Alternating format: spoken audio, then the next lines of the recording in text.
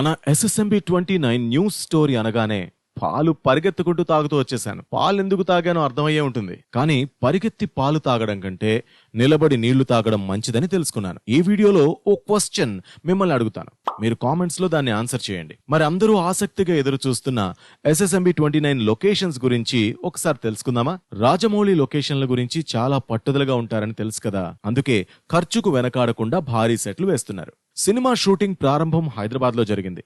Cinema కోసం పెద్ద Kashi film set నిర్మించారు. ఈ సెట్ కు 50 కోట్లు ఖర్చయిందని, ఇది భారతీయ సినిమాల్లో అత్యంత ఖరీదైన సినిమా సెట్ గా నిలుస్తుందని తెలుస్తోంది. ఆ తర్వాత ఒడిశాలోని కోరాపుట్, జైపూర్ మరియు తలమాలి హిల్ టాప్ అడవులలో ముఖ్యమైన సన్నివేశాలు చిత్రీకరించారు. కోరాపుట్లోని దేవమాలిలో ఒడిశాలోనే ఎత్తైన శిఖరం ఉంది. సాంస్కృతిక ఆకర్షణలో కోరాపుట్ పట్టణంలోని జగన్నాథ ఆలయం మరియు స్థానిక వారసత్వాన్ని ప్రదర్శించే గిరిజన మ్యూజియం ఉన్నాయి. అందమైన దృశ్యాల కోసం కోలాబ్ రిజర్వాయర్ మరియు జోలాపుట్ ఆనకట్ట ఇతర ముఖ్యమైన ప్రదేశాలు ఉన్నాయి.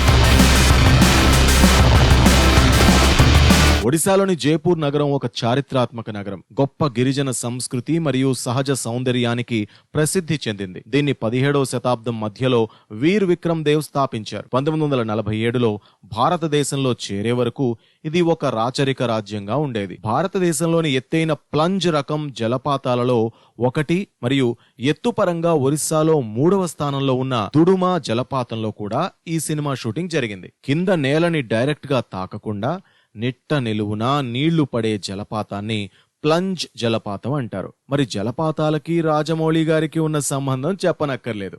మనం ఈ జలపాతంలో తడిసి ముద్దవుతామో లేదో తెలియదు, కానీ రాజమౌళి గారి దర్శకత్వంలో తడిసి ముద్దవడం ఖాయం. యాక్షన్ అడ్వెంచర్ సన్నివేశాల కోసం తరువాత రాజమౌళి బృందం నైరోబీకి వెళ్ళింది. ప్రియాంక చోప్రా అక్కడ మిగిలిన తారాగణంతో జాయిన్ అయ్యారు. నైరోబీకి ప్రపంచ సఫారీ రాజధాని అని పేరుంది.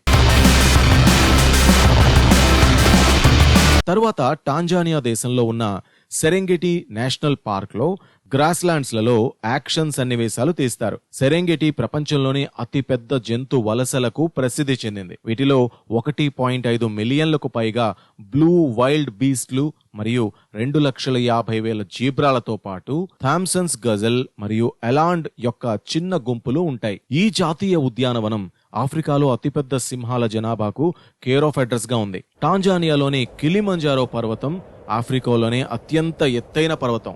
ఇది ప్రపంచంలోనే ఎత్తైన ఫ్రీ స్టాండింగ్ మౌంటైన్, అంటే పెద్ద పర్వత శ్రేణుల్లో భాగం కానిది అని. టాంజానియా తర్వాత టీం దక్షిణాఫ్రికాకు వెళ్తారని భావిస్తున్నారు. ఇక Mahesh Babu and Rajamouli cinema first look ను జేమ్స్ కెమెరాన్ లాంచ్ చేయనున్నారని వార్తలు వస్తున్నాయి. ఇది నవంబర్లో జరిగే అవకాశం ఉంది. అన్నట్టు రాజమౌళి సినిమాలు అన్నింట్లో ఒక్క సినిమా మాత్రమే అచ్చుతో, అంటే ఓవల్ తో స్టార్ట్ అవుతుంది. అదేంటో చెప్పగలరా?